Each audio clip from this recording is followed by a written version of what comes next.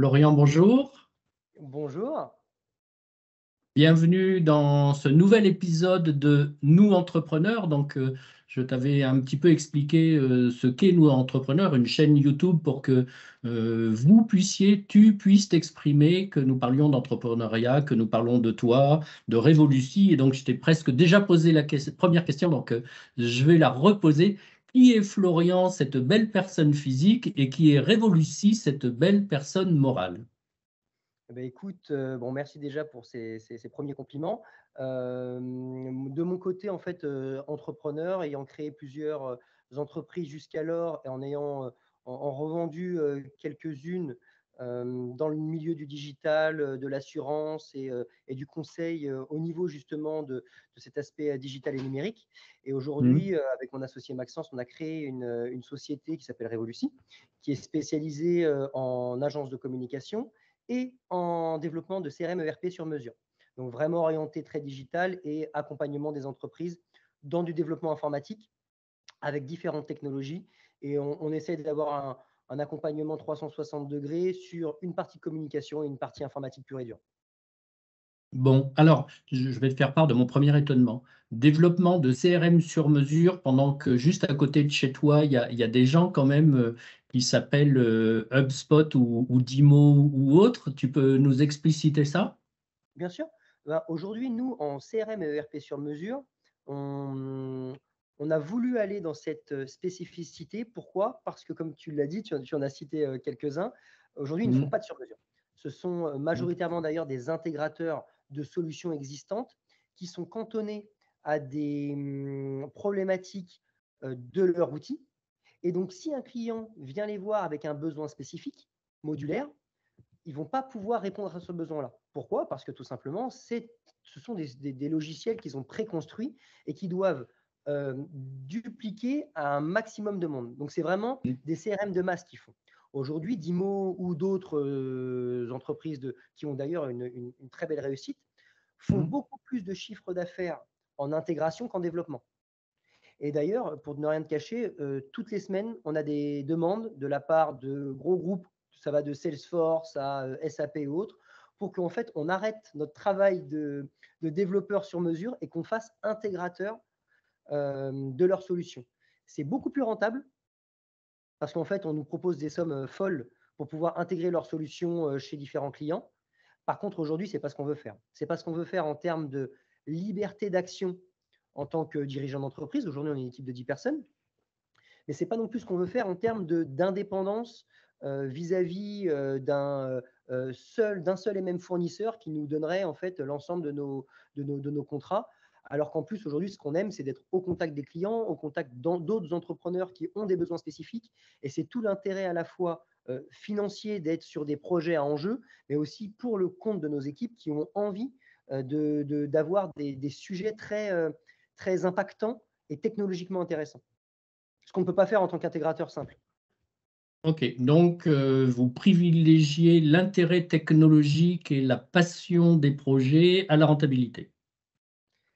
Ah bah, et je dirais aussi et surtout l'indépendance et la liberté de chef d'entreprise, Hmm. parce que de recevoir, je te dis une bêtise, par rapport à ce qu'on a déjà pu en tout cas avoir en réflexion et en réunion, avoir 5 millions d'euros de chiffre d'affaires par an pour de l'intégration, en perdant toute son autonomie de chef d'entreprise et de dirigeant d'entreprise d'une boîte de 10 personnes, la question ne se pose même pas. Aujourd'hui, je les refuse sans la moindre, sans la moindre problématique pour garder cette liberté, cette indépendance.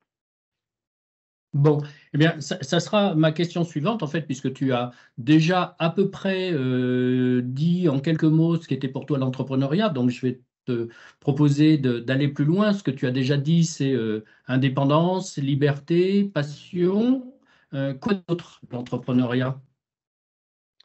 Je t'avoue que la liberté et l'indépendance, c'est vraiment les piliers qui cristallisent mon envie, moi, d'être entrepreneur, mais aussi l'envie de mon Hmm. associé Maxence de l'être. D'ailleurs, on a créé d'autres entreprises, moi, des entreprises, certaines que j'ai revendues, j'en ai encore d'autres dans d'autres typologies d'activités. Et à chaque fois qu'on a créé un business, on l'a fait en ce sens, en se disant, On veut de l'indépendance, de la liberté en essayant d'aller chercher une opportunité de marché. Mmh. Cette opportunité de marché-là, on a regardé bien entendu, avec des benchmarks classiques, mais surtout avoir une vraie compréhension de ce qu'est le métier et de ce qu'attendent les utilisateurs et les clients finaux. Après, on se pose et on se dit: «Tiens, est-ce que moi, je suis en capacité de, proposer une offre, différenciante et avec une prestation et un service humain et de proximité qui va vraiment faire la différence?» Parfois, on se dit que non et on n'y va pas, et quand on se dit que oui, bah, on y va. Mmh. Donc service humain et de proximité. Donc, qu'est-ce que ça veut dire? Ça veut dire que tu travailles surtout sur Lyon ou on peut être de proximité en travaillant à peu près, dans toute la France et voire même ailleurs? Ah oui, oui, on peut être de proxi en fait, pour moi, la proximité, c'est pas spécifiquement la proximité géographique.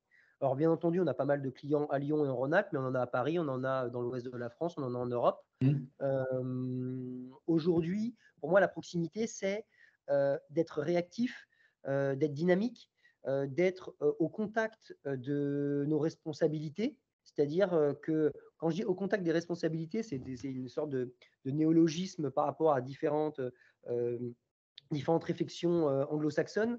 C'est qu'il faut, quand on est dirigeant d'entreprise et quand on veut être au contact justement de d'autres dirigeants d'entreprise et même de leurs équipes avec des problématiques qui sont différentes, si on est, gestionnaire, si on est secrétaire, si on est dirigeant d'entreprise, et bien, en fait, il faut, nous, en tant que dirigeants d'entreprise, être le réceptacle, des demandes, des problématiques, des potentiels conflits qu'il peut y avoir, et être au contact de ces responsabilités, c'est ça, c'est de les assumer, Mmh. d'en avoir conscience, de les voir venir et de répondre présent lorsqu'elles sont devant nous, quoi.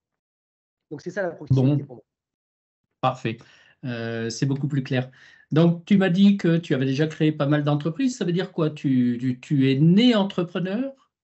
Alors non, je suis pas, né entrepreneur pour le coup, parce que je viens d'une famille, classe ouvrière. Mon père a commencé releveur de compteurs chez EDF et pendant 40 ans, il a toujours été chez EDF, et pour tout te dire, aujourd'hui, enfin il est en retraite là dans une quinzaine de jours. Ma mère secrétaire, et dans ma famille, personne n'a le bac. Donc, j'étais la première personne à avoir le bac dans ma famille, mais parce que milieu ouvrier, qui se déplace beaucoup, donc pas dans cette, je dirais, réflexion culturelle d'avoir une nécessité Mmh. d'avoir des diplômes. Grâce à eux, j'ai pu, faire, des études dans un premier temps, avoir des bons résultats à l'école, type lycée, avoir, un petit peu d'argent, des sortes de petites bourses, des choses comme ça pour intégrer une école de commerce. Au début, je ne voulais pas faire entrepreneur parce que tous les entrepreneurs aujourd'hui, il faut savoir que d'après certaines études, notamment des études assez sérieuses, de la part de l'INSEE et des études anglo-saxonnes, 83 des entrepreneurs d'aujourd'hui sont des fils et filles d'entrepreneurs. Et donc, Mmh. sachant la difficulté de l'être sans appartenir à ce milieu et sans avoir l'argent d'ailleurs à investir en tant qu'entrepreneur, je me suis dit que c'était impossible. Je me suis dit que c'était impossible. J'ai commencé à travailler dans des entreprises, dans des gros groupes. J'ai vu que je pouvais avoir une valeur ajoutée. J'ai proposé mon expertise à certaines personnes. Par contre, je leur ai dit que si je viens avec des parts dans une société, quoi. Je ne voulais pas être simplement, entre guillemets, salarié. Ils ont accepté. De fil en aiguille, j'ai eu des parts. Et puis après, j'ai créé une boîte en tant que président, et puis une autre. Et puis après, j'ai eu des parts à gauche, à droite. Et puis les autres sociétés dans lesquelles j'étais président, je les ai revendues, vendu mes parts ou vendu les sociétés en tant que telles. Bon, écoute, c'est super que tu puisses montrer l'exemple. Donc, je parlerai du fait que 83 des entrepreneurs viennent de familles d'entrepreneurs, parce que je souhaiterais qu'avec ton exemple, nous passions à quoi? 50-50 un jour, pourquoi Ouais, pas? ça pourrait être bien, ça pourrait être bien. Bon, et tout ce que tu me dis sur, j'allais dire, euh, ton accession à l'entrepreneuriat, qu'est-ce que ça t'a appris de plus fondamental sur toi-même? Alors, j'ai toujours été résilient, Mmh. mais ça m'a appris que même en étant résilient, on peut l'être plus. Ça m'a appris aussi que, pour le coup, fonctionner par l'erreur, ça a beau être un, comment dire? Ça a beau être un grand nom littéraire, un peu marketing, où on dit oui, il faut avancer par l'échec, des grands slogans comme ça. Alors, c'est beaucoup plus facile d'avancer par l'échec quand on n'a pas grand-chose à perdre, ou quand on a les reins assez solides financièrement parlant pour assumer son Mmh. risque. Moi, je t'avoue que j'avais pas assez d'argent pour assumer mon risque. Je l'ai fait parce que j'avais peu de choses à perdre, parce que de toute Mmh. façon, bah, écoute, à l'époque, il y a entre 10 et 13 ans, bah, je serais retourné chez moi et puis c'est tout. J'ai pas mal travaillé à l'étranger aussi, donc j'aurais fait d'autres choix.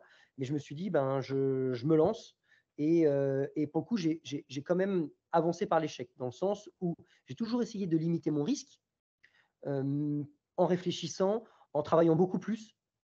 Je pense que j'ai beaucoup plus travaillé que d'autres justement parce que j'étais obligé de le faire.